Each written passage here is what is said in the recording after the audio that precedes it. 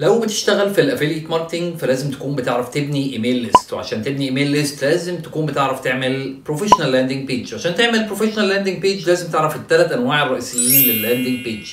هو ده اللي هنقوله في فيديو النهارده. احضر معانا الفيديو الاخر لان في حاجات جامده جدا.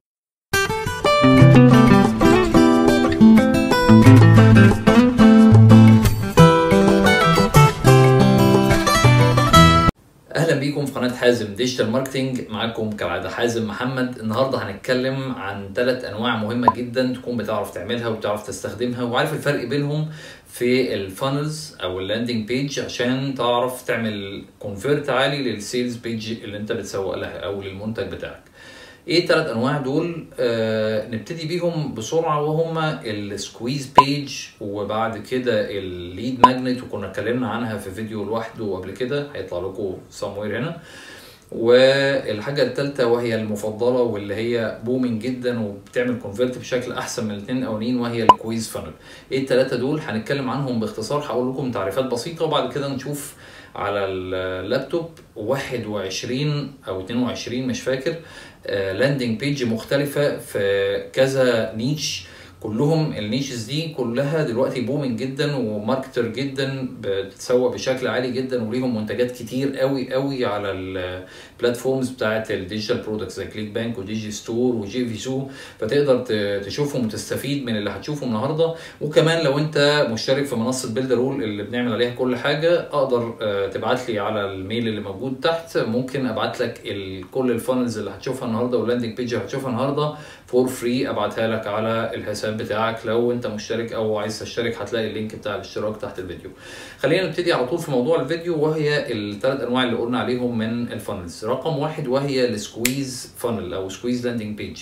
معناها ايه سكويز؟ يعني دي بتحط انت معلومات بس بسيطه كده عن المنتج اللي انت بتسوقه او عن السيلز بيج اللي انت هتنقل الليد بتاعك او العميل بتاعك ليها، بان انت سكويز يعني بتفلتر الناس اللي فعلا مهتمه انها تروح المكان ده. يعني بشكل مبسط، لو انت مهتم ان انت تعرف مثلا نوع الدايت اللي بيتبعوا الكيتو مش عارف ايه، حط الايميل بتاعك هنا.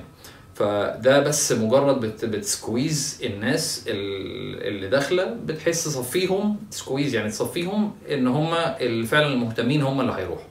ده نوع من الانواع وهنشوف له امثله كتير. النوع الثاني وهو الليد ماجنت، وكنا اتكلمنا عنه زي ما قلت لكم، وهو ان انت تدي العملاء بتوعك او الليدز اللي داخلين عندك حاجه فور فري عشان يعرف عن المجال ده. زي مثلا تديله ريسيبيز لدايت بلان، او تديله ورك اوت بلان فور فري، او بي دي اف فور يعني عن النيش اللي بتتكلم عنه، بتبقى حاجه فور فري، وعشان كده بنسميها ليد ماجنت، حاجه بتجذب الليد انها بتبقى فور فري. فالعميل بيحط لك الايميل بتاعه وبعدها بتبتدي تراسله على ان انت تسوق له الحاجه اللي فعلا انت بتسوق لها، اللي هي بتبقى في نفس المجال اكيد.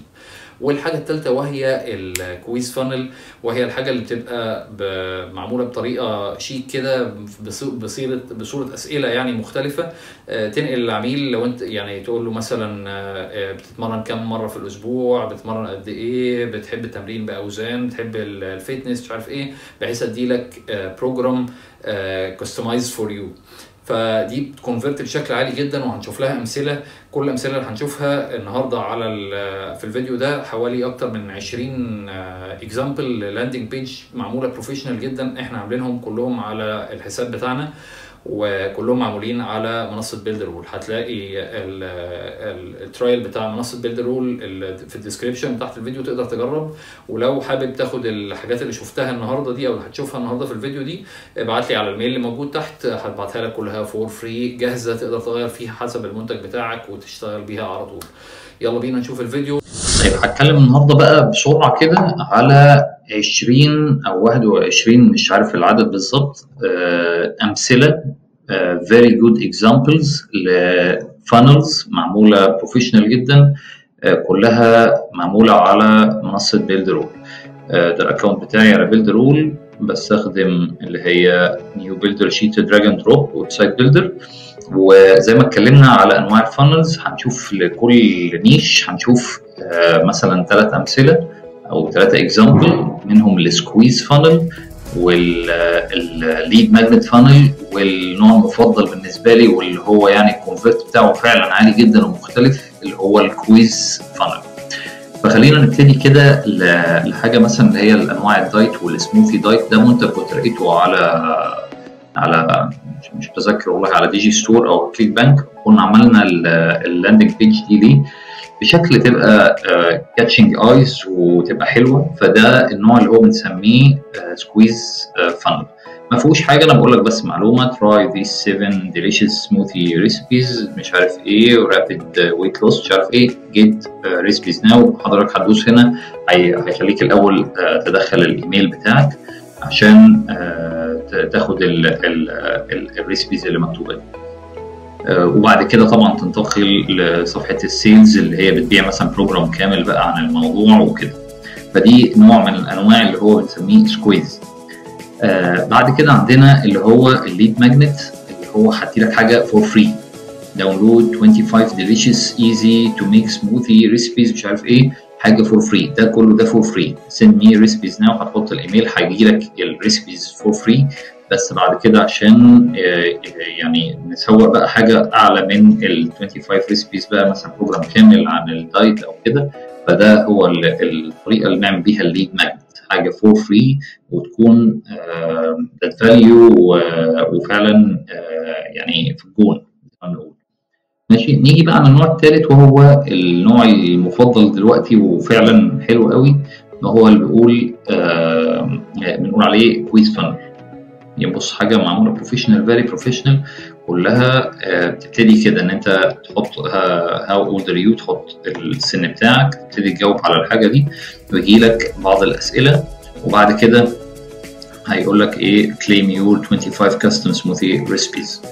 مختلفة شوية، ده تحس ان العميل حاجة معمولة عشانه، وهي معمولة ممكن يكون انت من خلال نفس الفانل دي بتسوق لحاجتين، كل الاجابات بتودي في حتة، وهنا تدخل الايميل بتاعه، وبعد كده تبقى يجيله على الايميل الحاجة اللي انت بتسوقها فور فري. بس ده اسمه بنسميه كويز فانل. بص شكله very very good وبروفيشنال جدا، وبرضه بيكاتش فعلا كونفرت، بيعمل كونفرت عالي جدا يعني. هنا حاجه كده عن اليوجا برضه، والبروجرامز بتاعت اليوجا والتشالنج بتاعت اليوجا. بروجرامز دلوقتي برضه يعني بوستنج جدا، يعني بتبيع بسرعه. فدي برضه من المنتجات دي كانت موجوده على كليك بانك اظن. برضو ده النوع زي ما قلنا في الاول اهو، ده سكويز ما فيهوش، ما انا مش بدي لك حاجه، بس هو لو عايز تعرف مش عارف ايه نيو تشالنج از فور يو تيك ذا تشالنج ناو. النوع الثاني بقى ان انت تقابل حاجه زي كده، اللي هو برضو ده ممكن نسميه سكويز. انا مش هدي لك حاجه، ما فيهوش مثلا كتاب، او ما فيهوش اي بي دي اف او اي حاجه زي كده. النوع الثالث ده واللي هو اللي زي ما قلنا انا بقول لك عليه كويز فانل، ده جميل قوي. هو مثلا هنجاوب في مجموعه من الاسئله كلها بتقود من سؤال للثاني للثالث. انت الليفل بتاعك ايه، بيجينر، انترميديت، بتحب اللعبه عامل ازاي، وبتلعب قد ايه وقت، وبتفضل ايه طبعا كده، وبتلعب قد ايه. وفي الاخر يطلع لك بوب اب عشان تحط الايميل بتاعك، وبعد كده تنتقل لصفحه السيلز بتاعت البروجرام ده اللي هي تكون مناسبه للاجابات بتاعتك. فدي قصه السكويز بيج برضو هنا في النيش بتاع مثلا حاجه زي رياضيه او ورك اوت بلان او يوجا بلانز او الحاجات دي، تبقى حلوه قوي ومفيده جدا وبتجيب فعلا كونفرت عالي جدا. ده بقى برضو نيش تاني برضو بومينج جدا، وهو البيزنس اونلاين. طبعا كتير دلوقتي ناس كتير عايز تبتدي البيزنس بتاعه اونلاين، سواء هو عنده بيزنس او ما عندوش وعايز يسيت اب البيزنس بتاعه اونلاين. فبرضو الفانلز دي او البروجرامز دي سهل تعمل لها ماركتنج. ده برضو نوع فانل فيري سيمبل، فيري سيمبل للموضوع بتاع البيزنس اونلاين. مجرد انت هتحط الايميل وبتاعه وعشان تاخد اكسس لبروجرام معين. ده زي ما بنقول سكويز فانل. هنروح على حاجه ده كنت قلت لكم قبل كده، ده يعني مثلا اللاندنج بيج ده البي دي اف او الفري جايد ده انا اللي عامله. ده بنسميه ليد ماجنت. انا هدي لك الكتاب ده فري جايد فور فري، مجرد ما انت تسجل هيجيلك فور فري عشان تبني الايميل لسه وقائمه العملاء البريديه بتاعتك بنجاح. فده اللي بنسميه ليد ماجنت. ماشي. عندنا برضو طبعا زي ما قلنا حبابه الى قلبي الكويز فانل. بص شكلها شيك ازاي، ستيب 1 ستيب 2 مش عارف ايه، وبعد كده دخل الكلاينت بتاعك في مجموعه من الاسئله ممكن تزودهم عن كده. احنا بس عشان عاملين مثال كده سريع. الاكسبيرينس بتاعتك ايه، تقدر بتعمل ايه، بتحط الاجابات وبعد كده يطلع لك حط الايميل بتاعك اهو عشان تخش على البروجرام او تشوف الحاجه اللي هي بتسوق لها فعلا. فدي النوع ده جميل قوي وشيك وبروفيشنال انا شايفه كده يعني، وفعلا الكونفرت بتاعه احلى. ده نيش تاني برضو عن الدروب ترينر تريننج بروجرام. الدوج تريننج بروجرام دي موجوده كتير جدا على كليك بانك، وطبعا بتتسوق في امريكا وفي كندا وفي ونيوزيلندا واستراليا والحتت دي كتير جدا في اوروبا. فبرضه من الحاجات اللي هي سهل تعمل لها ماركتنج. اهو ذيس فور يو، ده النوع ده سكويز فانل اهو، شكله شيك وظريف وبيقول لك هتاخد ايه في الدوج بتاعك، مش عارف بيعمل ايه بيعمل ايه. طيب خش هنا واعرف ازاي تكنترول الدوج بتاعك وتمرنه وتعمل الحاجات دي. ده برضه discover how to stop your dog barking مش عارف ايه، برضه squeeze funnel. كل الحاجات دي على بيلدرول معمولة. ده نوع هو برضه lead magnet funnel، هيديلك discover new مش عارف ايه create in just 5 minutes or less، هيديلك free ebook عشان تعرف عن الدوج training for free. ده lead magnet الشكل بتاع lead magnet funnel. ماشي. ده برضو نفس النوع، عملنا يعني انا عملت من نفس الكاتيجوري دي لكل النيشز اللي هي شغاله في الماركت دلوقتي والبروجرام بتاعتها كتير. برضو تقعد تجاوب الاسئله دي، تقعد تقدر تزودها بسهوله. ولو حابين تعرفوا ازاي بتتعمل على بيلدرول ممكن نعمل حلقه عنها واحنا بنعملها لايف مع بعض. ده برضو نوع تاني او نيش تاني وهو الريليشنز والحاجات دي. ففي برضو يعني ليها بروجرامز كتير، ازاي تكست وازاي تكتب والمارج بروجرام والحاجات دي. هو مثلا ده ليد ماجنت برضو السيكريت اوبسيشن برضو في فري كوبي هيجيلك لما تسجل. فبرضو ده هو برضو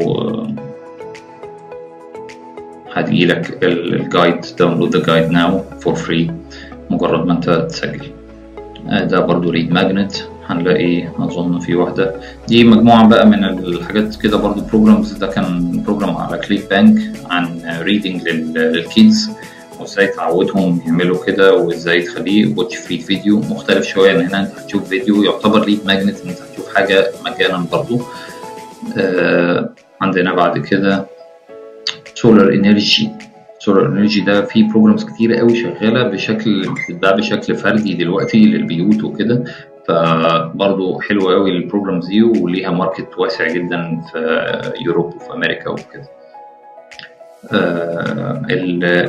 الرنت بتاع البيوت والحاجات دي برضه ممكن نستخدم له نفس التمبلت دي، نعمل بيه برضه فانل كويس فانل حلو قوي، تقدر تحط فيها مجموعة من الأسئلة كتيرة وعن كل حاجة، وتقدر بعد كده إيه تاخد منه الإيميل بتاعه وتديله بقى الأوفر بتاعك أو البروجرام اللي أنت بتشتغل عليه.